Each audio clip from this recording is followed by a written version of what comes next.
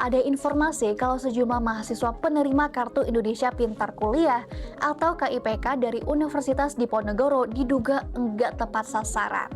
Salah satunya seorang influencer berinisial CMJ yang disebut jadi penerima KIPK. Padahal KIPK ini tuh bantuan pendidikan dari pemerintah buat mahasiswa miskin atau rentan miskin yang punya potensi akademik yang baik. Tapi diduga banyak disalahgunakan nih oleh mahasiswa yang sebenarnya mampu secara ekonomi dan justru bergaya hidup mewah. Terkait hal ini, pihak Undip membenarkan nih kalau CMJ adalah mahasiswi Fakultas Ekonomika dan Bisnis di sana dan merupakan penerima KIPK. Nah, CMJ awalnya memang telah memenuhi syarat nih menjadi penerima KIPK saat mendaftarkan diri. Pihak Undip juga sudah menjalankan prosedur pendaftaran, verifikasi, dan penetapan sesuai dengan mekanisme yang berlaku. Tapi, seiring dengan berjalannya waktu, CMJ akhirnya jadi influencer yang dapat pemasukan dari konten-kontennya di media sosial. Nah, salahnya CMJ ini nggak langsung mengundurkan diri setelah berpenghasilan lebih baik yang ngebuat dia akhirnya di-spill deh. Assalamualaikum warahmatullahi wabarakatuh. Shalom, Om Swastiastu, Namo Buddhaya, salam kebajikan. Yang saya hormati Bapak Saifuddin selaku dosen pengampu mata kuliah masalah-masalah sosial di Indonesia, serta teman-teman sekalian yang saya banggakan. Halo semuanya, perkenalkan saya Esti Rianjani dari Program Studi Pendidikan Sosiologi Angkatan 2023 Fakultas Ilmu Sosial dan Hukum Universitas Negeri Jakarta. Di sini saya akan membahas mengenai paradok KIP kuliah antara hak pendidikan dan gaya hidup hedon di era digital. Nah, pada belakangan ini, lini masa kita dipenuhi oleh perdebatan panas mengenai ketidaktepatan sasaran bantuan KIP kuliah yang bermula dari beberapa oknum mahasiswa yang kedapatan melakukan flexing atau pamer gaya hidup mewah di media sosial. Nah, padahal mereka adalah penerima bantuan pendidikan dari negara. Fenomena ini tuh menciptakan sebuah paradoks yang nyata. Di satu sisi ada hak pendidikan yang harus dipenuhi, namun di sisi lain ada realitas gaya hidup hedonis yang sangat kontradiktif dengan esensi bantuan tersebut. Mengapa hal ini bisa terjadi? Mengacu pada artikel dari Detik Edu, Muhammad Nur, seorang dosen dari Universitas Airlangga, yang menjelaskan bahwa flexing adalah perilaku memamerkan kepemilikan atau pencapaian untuk mendapatkan perhatian. Beliau juga menekankan bahwa di era digital, pengakuan berupa likes dan komen memberikan kepuasan instan, yang dimana media sosial menawarkan kepuasan instan atau dopamine rush, yaitu ketika seseorang ingin mendapatkan pengakuan publik.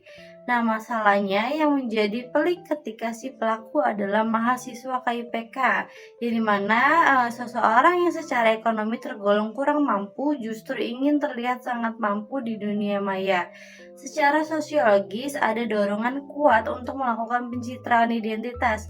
Mereka ingin dianggap setara dalam pergaulan kampus yang kompetitif meskipun secara ekonomi mereka berada di bawah garis bantuan. Jika kita bedah menggunakan teori dramaturgi dari Erving Goffman, para mahasiswa ini sebenarnya sedang memainkan peran di atas sebuah panggung sandiwara global. Goffman membagi panggung kehidupan menjadi dua, yaitu front stage atau depan panggung dan backstage yaitu panggung belakang. Di front stage ini atau media sosial, mahasiswa ini melakukan presentasi diri yang manipulatif agar terlihat mapan, keren, dan selalu mengikuti tren demi mendapatkan status sosial. Namun di backstage atau realitas aslinya, mereka adalah penerima subsidi negara yang memiliki keterbatasan ekonomi. Mereka terjebak dalam upaya pencitraan identitas demi mengejar modal simbolik berupa pengakuan lingkungan, meskipun harus menggambarkan realitas yang kontradiktif dengan kondisi ekonomi aslinya. Sebagai mahasiswa sosiologi, kita melihat ini bukan sekadar masalah moral individu, tapi soal identitas digital.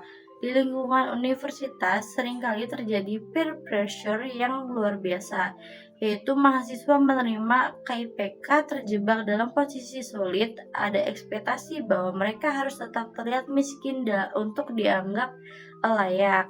Namun, dorongan manusiawi untuk diterima dalam kelompok sosial seringkali diukur dari standar gaya hidup.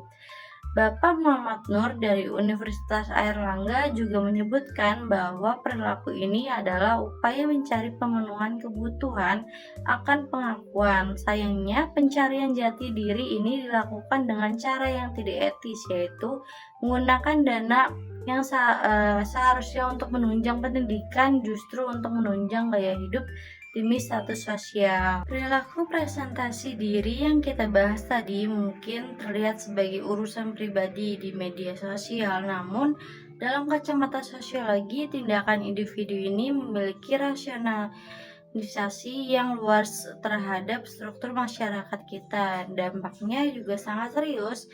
Nah, secara sosiologis, fenomena ketidaktepatan sasaran ini memicu apa yang disebut sebagai deprivasi relatif, yang artinya ada kesenjangan yang menyakitkan di mana banyak rekan mahasiswa kita yang secara objektif jauh lebih membutuhkan justru harus gagal mendapatkan hak bantuan pendidikan hanya karena kuota yang terbatas telah terpakai oleh mereka yang tidak jujur. Kemudian ini menciptakan stigma negatif bagi seluruh penerima KIPK yang benar-benar berjuang dan berprestasi. Selain itu, sebagai calon pendidik dari program studi pendidikan sosiologi, saya melihat hal ini tuh sebagai tantangan besar dalam pembentukan profil pelajar Pancasila yang idealnya pendidikan itu melahirkan manusia yang berintegrasi, namun realitasnya nilai-nilai kejujuran ini mulai tergerus oleh kebutuhan akan validasi semu di ruang digital. Jika dibiarkan, ini tuh bukan sekedar masalah salah sasaran beasiswa, tetapi soal krisis karakter pada generasi emas kita. Sebagai penutup, paradoks KIP kuliah ini memberikan kita pelajaran berharga bahwa masalah sosial tidak pernah berdiri sendiri. Ia adalah hasil dari pertemuan antara sistem yang memiliki celah dan individu yang terjebak dalam pusaran tuntutan digital. Presentasi diri di panggung depan media sosial mungkin bisa memberikan kita pengakuan sementara, namun kejujuran di panggung belakang adalah fondasi yang menentukan kualitas diri kita sebenarnya. Kita juga harus menyadari bahwa gengsi yang dipaksakan tidak akan pernah sebanding dengan hak pendidikan orang lain yang terenggut. Pendidikan seharusnya menjadi tangga untuk mobilitas sosial yang jujur, bukan sekadar topeng untuk menutupi realitas demi gaya hidup hedonis. Mari kita kembalikan marwah bantuan pendidikan ini kepada mereka yang benar-benar berjuang, karena pada akhirnya integritas seseorang mahasiswa sosiologi tidak diukur dari seberapa mewah tampilannya di layar, melainkan dari seberapa berani ia bersikap jujur pada realitasnya. Saya Esterian Jani, terima kasih telah menyimak video ini. Jika ada kesalahan dalam penyebutan nama dan kata mohon dimaafkan. Sekian, terima kasih.